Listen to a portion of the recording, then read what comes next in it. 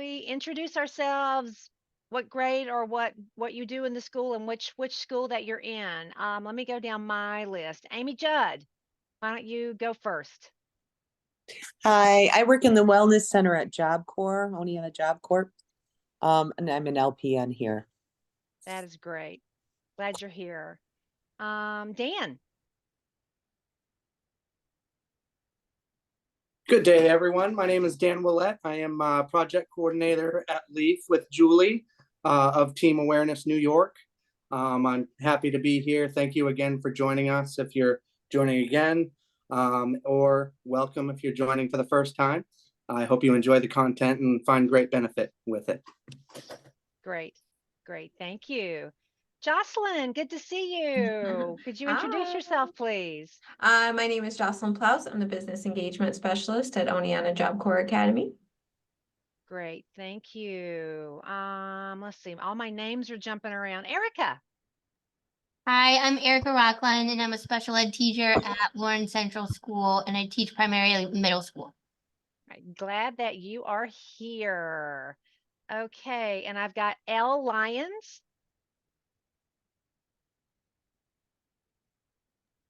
There we go.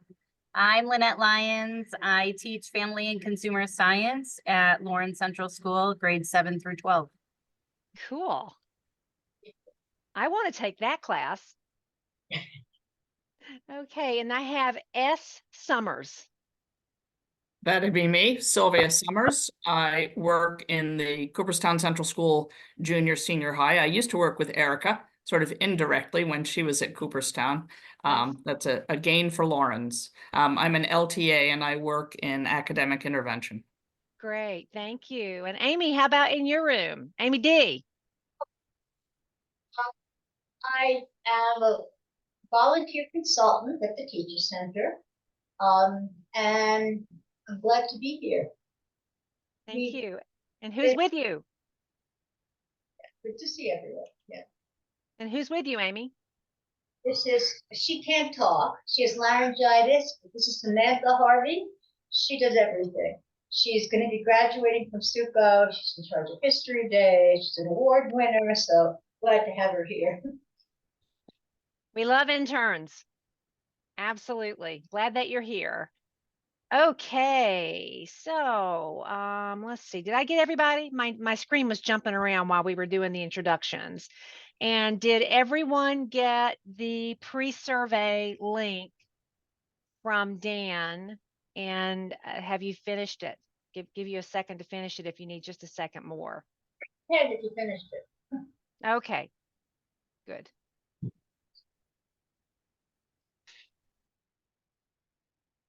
Okay. Can you see my screen share? Are we good? Awesome.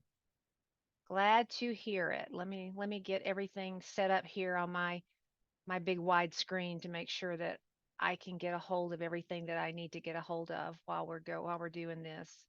Okay, so good afternoon. Really good to see you. Today's training is Resilience and Thriving. It's a really interesting, fun training to talk about how we can best cope with the stressors that are in our world. And we're going to talk about the stressors, we're going to talk about our responses to them, and we're going to talk about effective ways of coping. And as we talk through this training, we really do talk about effective ways of coping and ineffective or less effective ways of coping rather than good and bad or healthy, not healthy. Really try to just talk about how can we do this more effective, given the fact that we absolutely have stress in our world, and that's going to be part of our world as long as we're on this planet. So, little bit of a recap of what we talked about in the ripple effect. I remember all of your faces, so I believe that you were all here at the first training. And so what is raw coping power? That is something that we all have. It is our inborn capacity to meet stress head on and transform stress into growth. And the talk that we will be having today and these conversations that we will be having today, we'll talk about coping with stress, which is adapting or getting by. We'll talk about resilience, how we bounce back and then learn a little bit more. And we'll talk about thriving, which is once we've bounced back, how can we improve the way that we respond to stress and how can we enliven the way that we interact in the world so that stress doesn't knock us back quite so far. Another little reminder is when we talked about the ripple effect of well-being is that my well-being goes with me wherever I go and it bumps into you. And your well-being goes with you wherever you go and it happens to bump into me and it bumps into the people that we work with and with our families. And the good news is that none of us are solely responsible for the ripple effect of well-being. I'm responsible for my own ripple effect, but I also intersect with other people's ripple effect. And so the well being can come from many different directions. And our part is just to try to make sure that we ripple in a healthy way more often than we ripple in a way that's ineffective.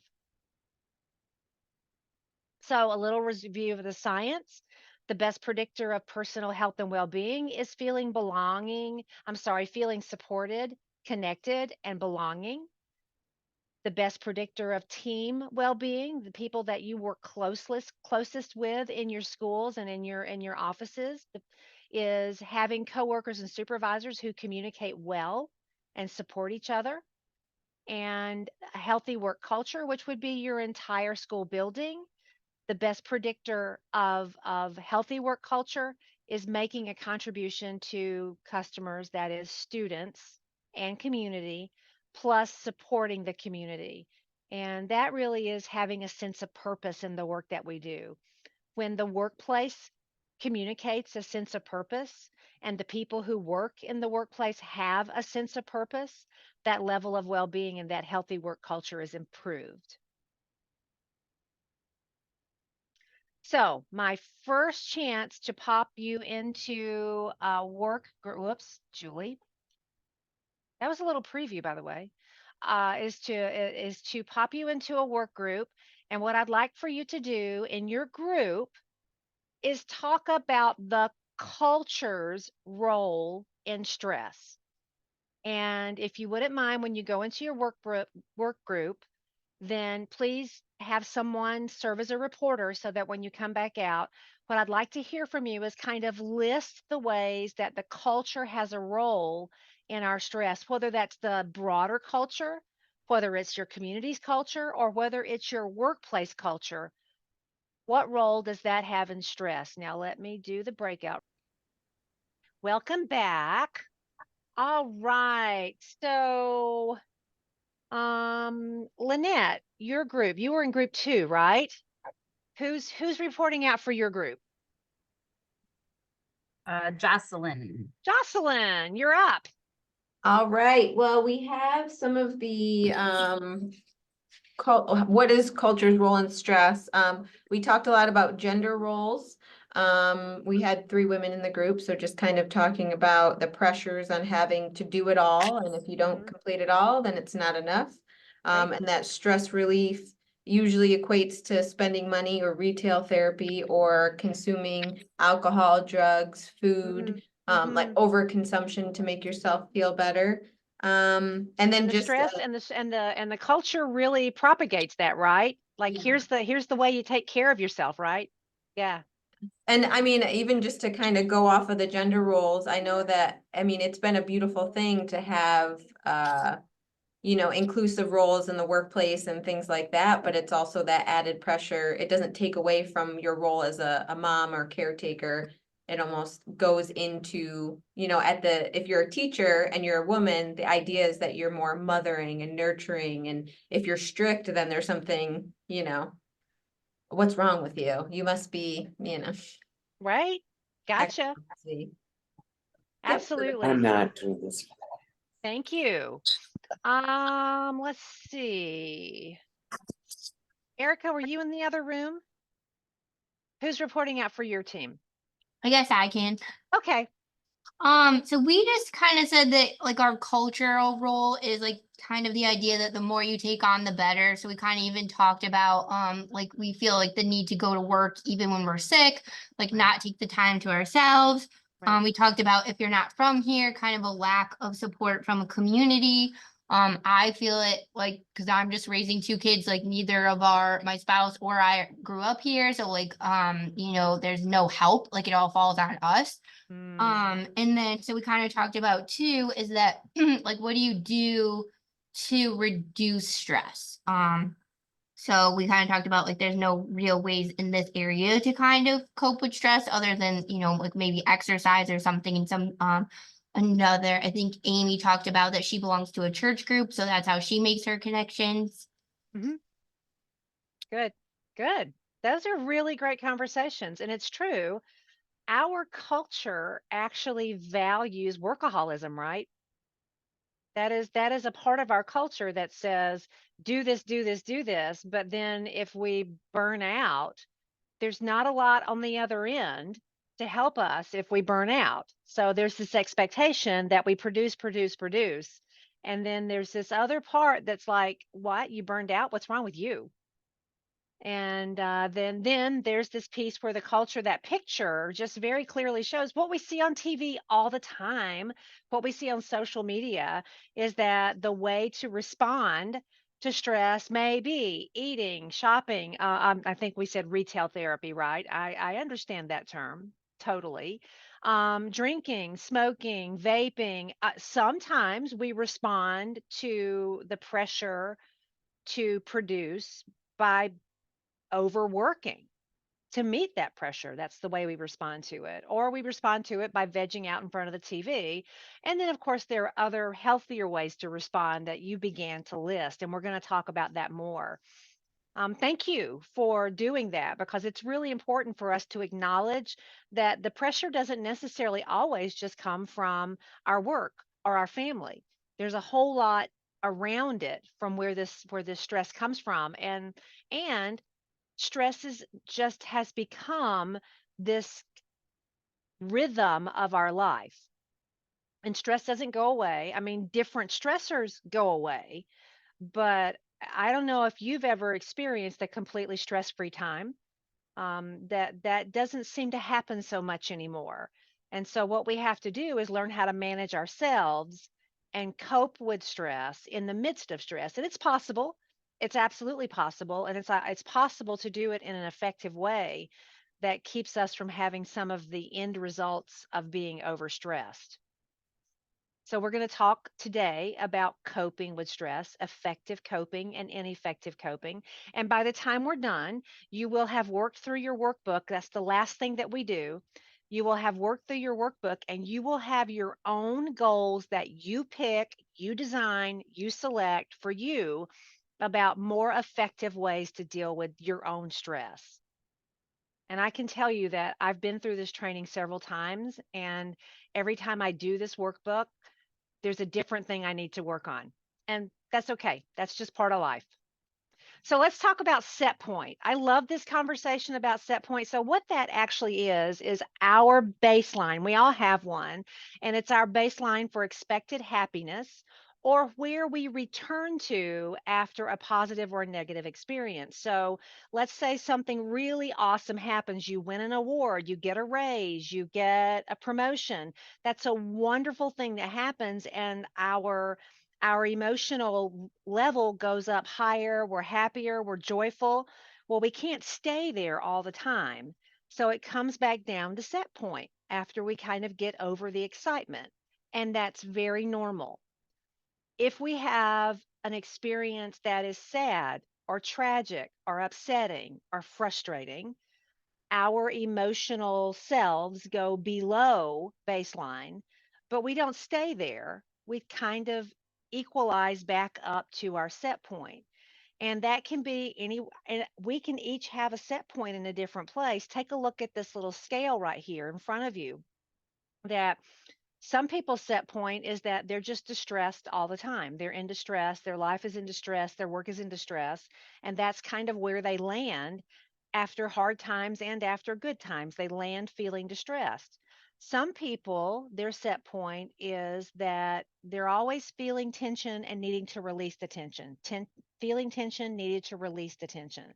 So their life is typically a cycle of tension happening and tension releasing. Then there's the adapting part of our set point. where we are coping, we're getting by, not much more than that. And sometimes getting by is exactly where we need to be. And sometimes we're at a place where we cope effectively. And sometimes we're at a place where we're thriving in our set point. And I like to talk about this as the lower end of the scale being kind of an Eeyore set point, and a higher end of the scale being a little bit more of a Tigger set point. So, and if you don't understand that cultural reference, please just message me. I'll let you know. I talked to some really young people one time, and we Tigger and Eeyore were not part of their conversations. I wanted to mourn about that. So, again, we all have the capacity to cope with stress. We all do. And we are hardwired to know how to deal with difficult situations. If we weren't hardwired to know how to deal with difficult situations, we would not be here breathing. As we continue this conversation, we ask that all participants follow the chat guidelines, that everything is confidential, that we honor each other, even if we disagree, that we don't share names here. Like if you have a coworker that you are particularly frustrated with, that you give them a pseudonym or something if you want to have that conversation, and that there's team trust, whereas everybody gets a chance to talk while we're working together. So that's the intro, and let's take a look at part one. How do we understand stress? What do we know about stress besides the fact that we live it in our daily lives? So I'm going to pop you back into groups. They may be different groups, but I'm going to pop you back into groups. And I'm going to ask you to do two things. So if you wouldn't mind writing down these on a sheet of paper so that you know these two things that I'm going to ask you to do. I'm going to ask you for like the first 3 minutes to list stressors. So this is different than the culture's role in stress. This is like stressors that people experience, like kids that are struggling with illness, like trying to figure out what to cook for dinner tonight. That one's mine. I had that stressor this morning. Or finances or things like that. So I'm going to have you do about 3 minutes with stressors.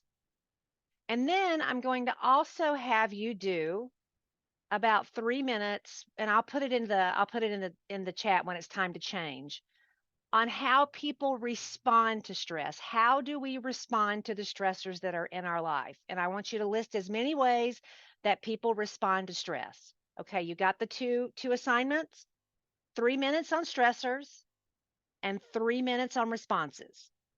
Can I have a thumbs up if you're with me? Okay, let me get you going. This time.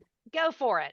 So we listed some of the stressors that we have, students who seem to need more and more. And when we recognize that they're stressing or in some kind of distress, our workload at school just seems to increase. And the pay does not. So financial is another stress. Trying to find that work-life balance. And family. So kids, parents, even though, we may have grown children or young children, it doesn't really matter at what age our kids are, you don't stop being a parent. So True. So those were the stressors that we had. Okay, let me go to the other group and get their stressors, and then we'll talk about the response. Who has the report out in the second group?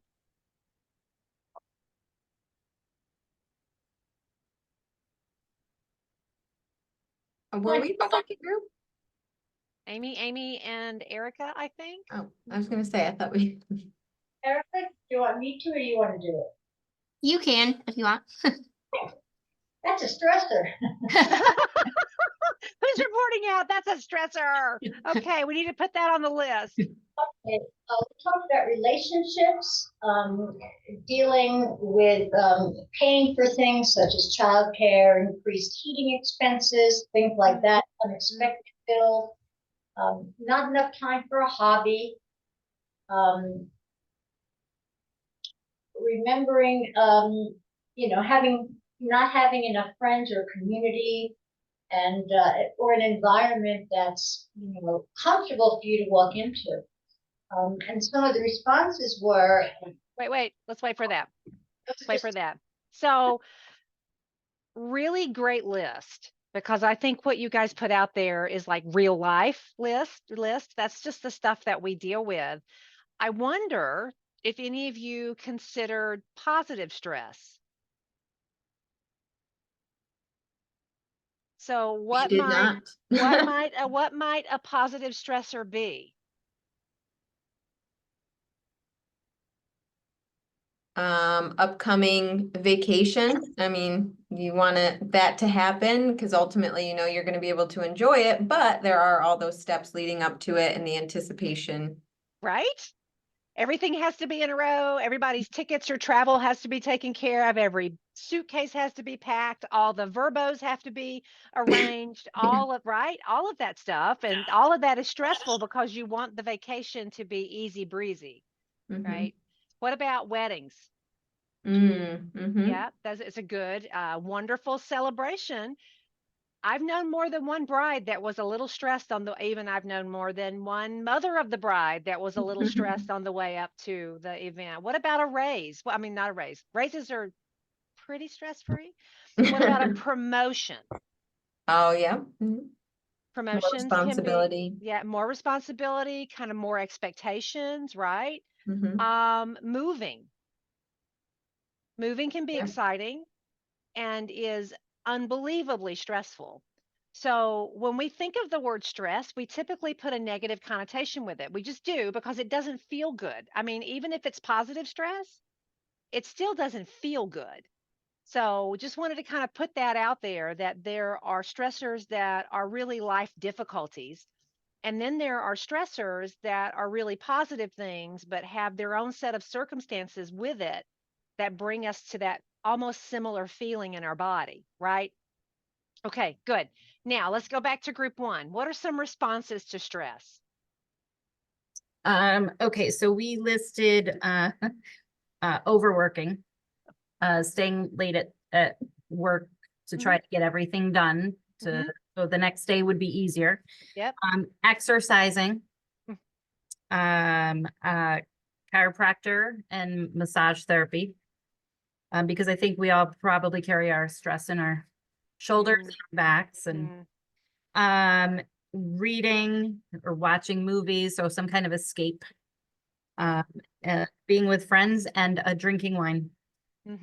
Absolutely. I mean, if you watched during COVID and you watched any of the social media, a lot of people kind of put that their evening response to stress was an alcoholic drink. You would see that on COVID. I mean, on COVID.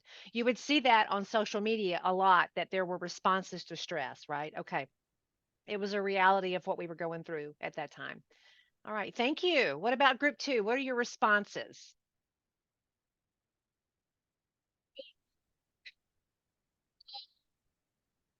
response is to be with positive friends, to have to turn a problem into more of a challenge to be solved, going on a good trip, reading a book. Someone mentioned making a list to make things controllable, spending time with family, relaxation techniques. Drinking was something, also hiding. It's a good one. And there's probably a lot more, but those are the focused. Sure. Sure. And the interesting thing is both of you did a combination of things that could be effective responses to stress, and some of those who can be less effective in how our body handles the stress. So thank you. That was a really good discussion. I appreciate that. Take a look at this picture. And if you don't mind popping into the chat, what do you see happening? What's happening? Just anything you see. Tell me what's going on.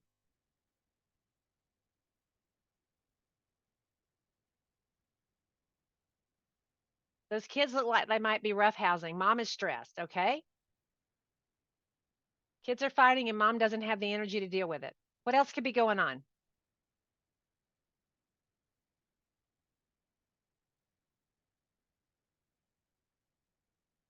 Kids are arguing and mom is frustrated.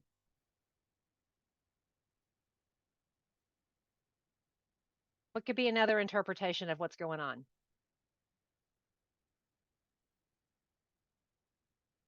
Hi, Aaron. Welcome back.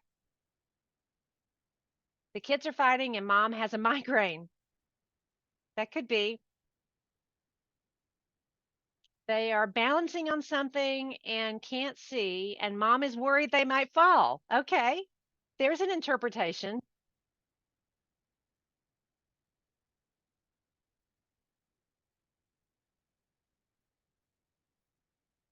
Welcome, Jess.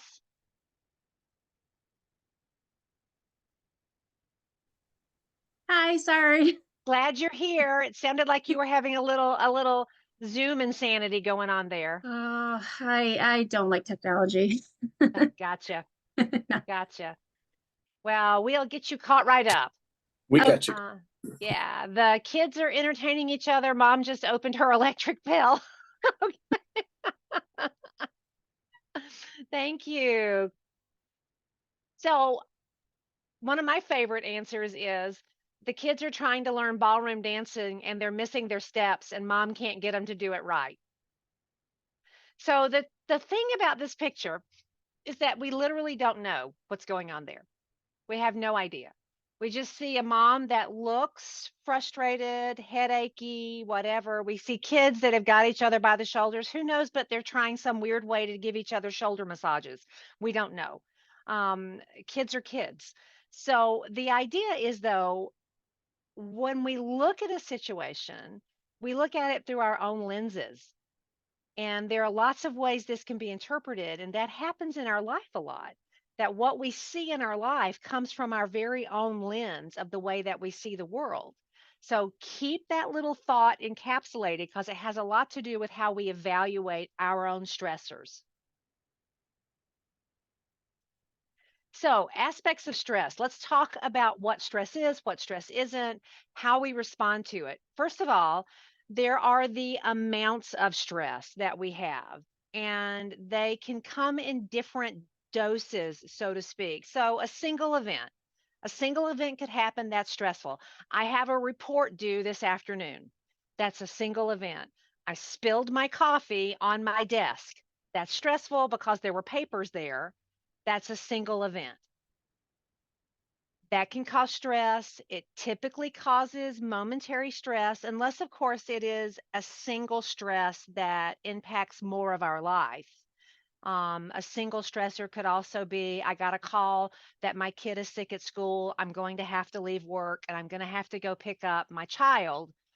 That's a single event, but it's a bigger stressor. Does that make sense? Those are single events. Many events may be that I have a report due this afternoon. I spilled my coffee on my desk, and I got a call from my kid's school that I have to leave work early with my report due and go pick up my child from school. That's many events. That feels different, right? All of those things piling up. And then finally, cumulative events are typically larger events. So I am having a hard time paying my bills. I maybe got a past due notice on my mortgage. I maybe got a poor performance review because I was struggling with family and I had been absent from work more than is acceptable for my workplace. So if you think about those right on top of each other, and it doesn't even have to be, again, negative events. So if all of that is going on, plus I have a family member who's getting married, that's another piece of cumulative stress. So there's different kinds of stress. The single event, the many events that happen in quick succession, or this cumulative kind of slow burn event, stress that happens in our life when there are things going on in the background that sometimes people at our own workplace don't even know is going on in the background. Make sense? That there's the different kinds. Okay. Things that stress us, types of stress, change. Human beings are not fans of change. And change causes stress because typically we have to learn how to do something differently. We have to learn how to we have to learn how to interact with people differently. We have to learn new skills. There's all kinds of things that come with change. Conflict. Some people are less stressed by conflict than others. However, conflict is not regularly fun to do. Overload, we talked about it. We work hard. We're expected to work harder. People around us, we don't have a full staff. Then we have to work harder and no extra pay. Overload can also be kid stuff. If I've got a sick kid, if I've got another kid who's struggling in school, and I have another kid with a behavior problem, I might be overloaded with things that don't have anything to do with work. And communication, COVID did not help us with our communication with other human beings. It just didn't. And we weren't actually exceptional at it before COVID. So communication can be a struggle for many people. And then finally, loss is a stress. Now, that loss can be the loss of a loved one, it can be the loss of a job, it can be the loss of a friend group that you had prior to COVID that no longer meets together. There's lots of different kinds of losses that can cause stress. Now, there are other things that we need to be aware of that can help us respond better and more effectively to stress. So you think we were talking about our body and where we carry our stress. How many of you carry your stress in your shoulders? Can I see a hand? Anybody carry their stress in the back of their neck? Yeah, absolutely. Does anyone get a little bit of an upset stomach with stress? I do. That's where my first like indicator of stress is I get a little bit of an upset stomach. And so some of us carry it in our shoulders, some of us get headaches. So this whole idea about how our body responds to stress, it's important in our lifestyle that we take care of our health. That I know that when I'm not feeling good, I don't respond to stress nearly as well as I do when my health is in check and all is going well. If I don't feel good and something comes up against me that causes stress, I might snap at somebody rather than take the opportunity to slow down before I respond. Having support is important, is important lifestyle in helping us to respond to stress. Being mindful and taking moments out of the day to breathe and connect with ourselves and connect with our higher power if we have one. Sometimes just even connect our feet to the earth is the kind of mindfulness that can help us respond to stress. And then, of course, rest. Rest is so underrated. We are one of the most sleep deprived cultures on the planet. And we don't, and the less rest that we have, the less sleep that we have, the more likely is that we are going to respond in an ineffective way to stress. And then finally, our response style can also help us as we respond to stress. So, are we a problem solver? That's kind of my number one. I tend to start problem solving when I feel stressed and when something's going on. Do we have social support when we're stressed? That's kind of my fallback is going to social support and having people I can talk through a stressful situation with. Are we hardy? And that's kind of the rugged individualist who says, I can do this, I've got this, I'm okay with this, and I will push through with it. And the other response style that we want to mention here is avoidance.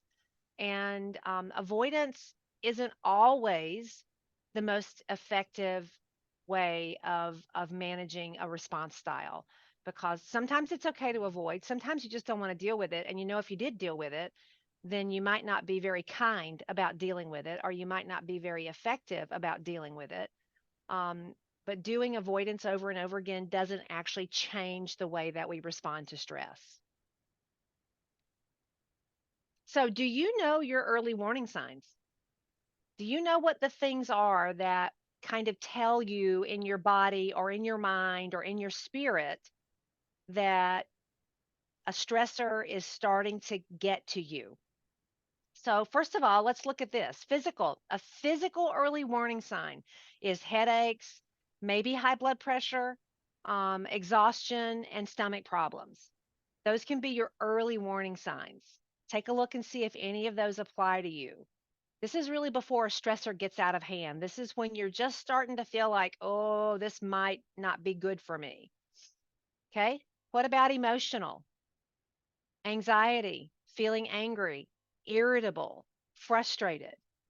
Are any of those your early warning signs? What about spiritual? Feeling empty, feeling alienated, or even having a lack of meaning in whatever it is that you're doing. Take a look and see if any of those are early warning signs that you might not have identified for yourself. Social. Am I getting more lonely and more withdrawn? Am I grouchy with the people that I care about? Am I impulsive? Do I do things without thinking? And can I be critical and hostile as an early warning sign to stressors?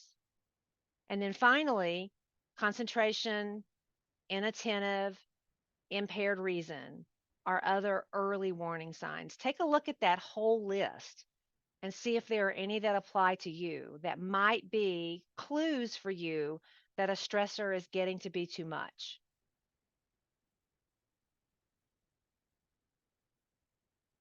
So the idea is if any of those or anything like that is an early warning sign for you, is to identify it. Remember in the ripple effect, we talked about where we are right now, and that just being okay with where I am right now is one way to begin the evaluation process, my self-evaluation. So if my early warning sign is an upset stomach, then identifying it means I need to step back for just a minute and figure out what that is in my life that is causing the upset stomach. So identify and manage it. And then if we don't address those early warning signs, then there can be some occupational effects. There can be effects that impact our team, that impact our school, impact our family, but I'm less engaged. I might be less cooperative. I might be less conscientious, or people can see that I'm burned out, or I might withdraw or even feel depressed if I don't identify what's going on with me with those early warning signs of stressors. Let's talk about the positive and negative coping cycles. This will be where we will look at effective and ineffective coping strategies. So the positive coping cycle is really the goal of where we all want to get to in a way that we can cope with stress in a positive way. So how do we do that? There's the stressor that we identify, and we hope to identify that stressor at those early warning signs. And then after we know what the stressor is, we take the 15 seconds or 2 minutes that it takes to evaluate that thing. And then we have the opportunity to cope with it in a more effective way. So what the connection back to the mom with the kids is that there's this reality. What we actually see in that, the actual reality of what we see is two kids with their hands on each other's shoulders. The other thing that we actually see is a mom with her hands on her head. But our reaction to that picture is how we judge it and our emotions that are attached to it. And this is an incredibly important point. So there are things that happen that we all react differently to. Now, if my boss says to me, could you come to my office? I need to talk to you a minute. That is going to instantly create stress in me. My stomach is going to instantly be in knots because my tapes say, oh my goodness, Julie, you're in trouble. Now, another person may know that they're working on this really awesome, exciting project. And the boss said, could you come to the office for a minute? I need to talk to you. They could be, oh goodness, I get to talk about my project. Those are two different reactions to the very same sentence. And that can happen. It can also happen in the line at Walmart. You know, the lines could be really long, and it could be a person could go, oh, well, I have extra time in the line. Let me talk to somebody. Another person can be very frustrated and upset and stressed about the delay of getting checked out. That is our judgment or our emotion related to a situation. The black and white of that is the line is long at Walmart. And two different people can react different ways to that. And it's important for us to know that. It's also important for us to know how we react to a stressor. So we have the stressor, we feel what's going on in our body or in our mind, and we stop, and then we take a minute to examine it. So step back, take a look at it, and let's talk about Walmart. My value system is that everybody at Walmart has a right to be there, and I just happen to be the 12th person in line. But my value is that I don't get to cut in front of line just because I'm the one that's most stressed about it. So do I live by my values? And then what are my options? Well, my option may be to go find a shorter line or to do the self-checkout. That might be my option. So that's the evaluation piece. And that's actually the awesome sauce in figuring out how to cope effectively. It's a natural health choice for us to cope effectively. It helps us to raise our set point, because if we cope effectively, we don't dip down so low below our set point. It supports our values, and it helps us move from simply coping to resilience to thriving. So here's the question. I'm going to pop you back into your groups for just a second. And Jess, I'm going to pop you in a group too so that you get to talk with people. And the question is, what does effective coping look like for you? So come up with some of those effective coping. And you can even, if you have a stressor in mind, you can say what stressor it is. But how do you cope effectively? And let me go to breakout room. Okay, welcome back. All right, from group number one, who's going to report out about what effective coping? We talked about things such as taking a walk, a run, hiking, maybe the ocean, reading, writing, stepping back, breathing, regrouping, diverting attention to something that gives you pleasure, Yeah, and sometimes problem solving. Just coming up with a problem, something, and finding something good to listen to or to watch, something that gives me more information. We talked about a couple different things, but asking for help was one when you're feeling overwhelmed. Listening to audiobooks, being present in the moment. good. Those were some of ours. All right, If anybody thank you. wants to add on, I don't know. Anybody else want to add on? Nope. Okay, thank you, thank you. So there are ways that once we take that moment to evaluate, that we can think of another way to cope. So, or a more effective way to cope. Now let's talk just very briefly about the negative coping cycle. That's what the developer calls it, is the negative coping cycle.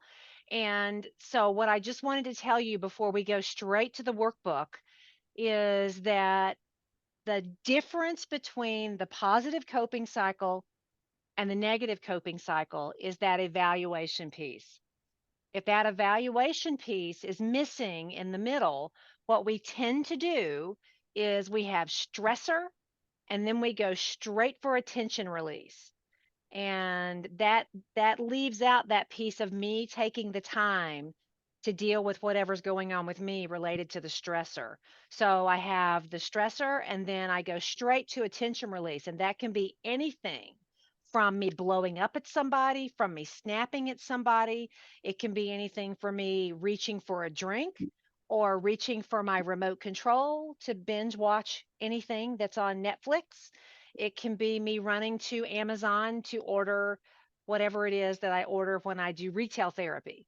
So that tension release can look very different for all of us but it happens when we miss out on that chance to evaluate the stressor and evaluate our response to the stressor. Does that make sense? Cool. Good.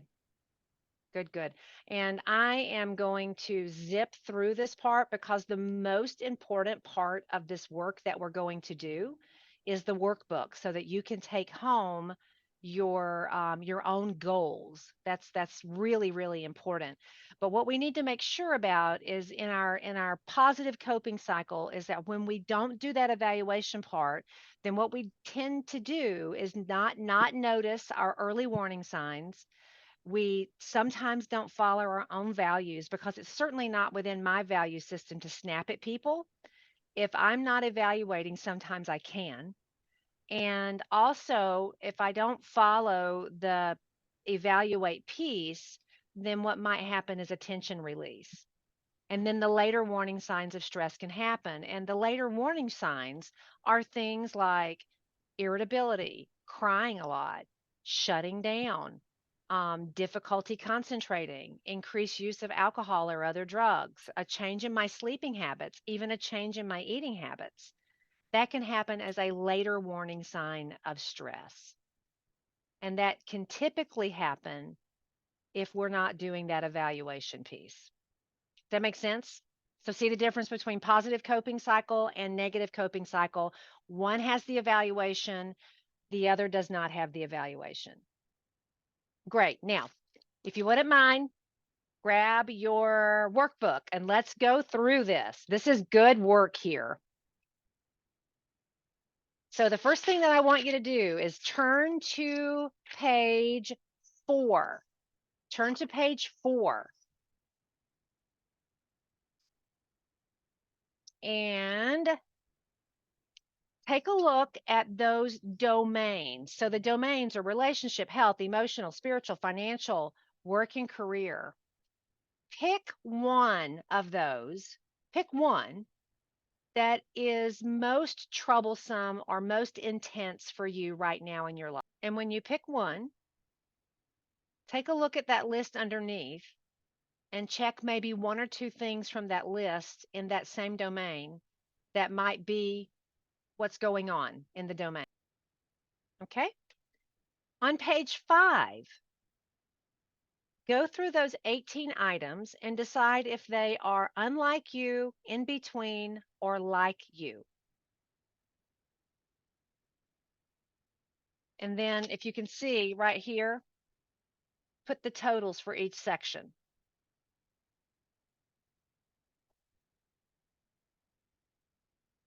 Are we good? Anybody need more time?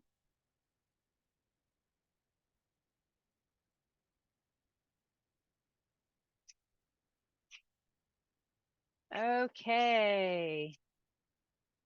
So on the next page, which is the last self-assessment, this is it for the self-assessment, then we're going to set our goal. What I'd like for you to do is go down through this list and just check the things on both sides of the page that are most like you. Check the page, check the things that are most like you. So I just want to let you know, for your own reading pleasure, on the other side, on the page 7, there's a little bit of interpretation of your results, and that's not what we're going to do here today, but that's there for you to take a look at. So when we're done with this, or you want some nice nighttime reading, there's just a little bit there for an interpretation of your results. Now, here's what we're going to do. We are going to use all of these assessments, all 3 of them, to make your own goal. I'm trying so hard not to talk too Southern. So if you look at page 9, here's what I'm going to ask you to do so that you're not flipping back and forth too many times.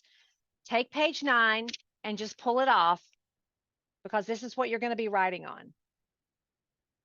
But we're going to be going back and looking at those assessments. So right at the top of page 9, what I'm going to ask you to do is write down where it says stress area, write down your one domain that you identified as being most significant to you right now.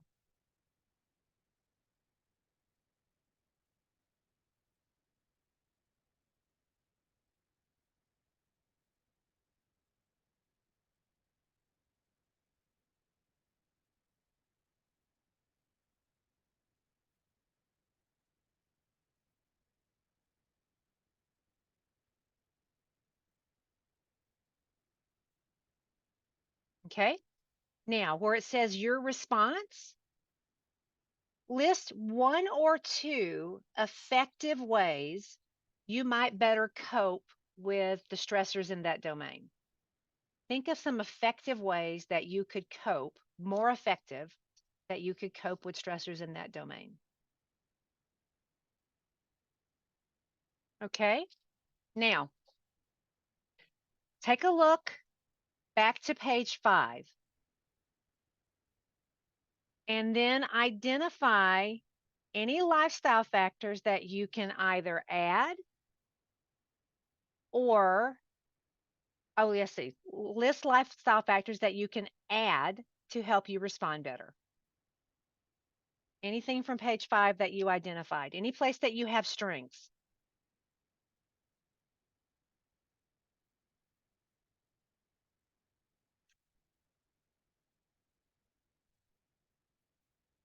Or maybe there's something you'd like to do better from that page.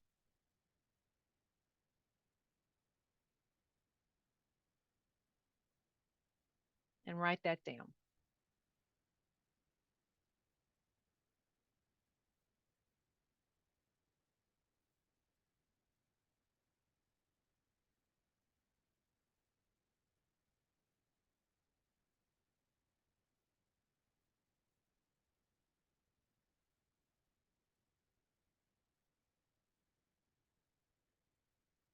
And on page 6, pick some things from the list that you checked that were like you, and either things that you want to keep or possibly things that you would want to modify, or maybe even something that you think maybe don't help that you'd like to take off the list to help you cope.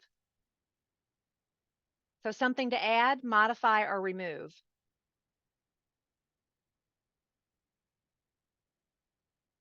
Okay. And finally, for your goal, well, no, it's not finally, it's next to finally. It's the penultimate finally.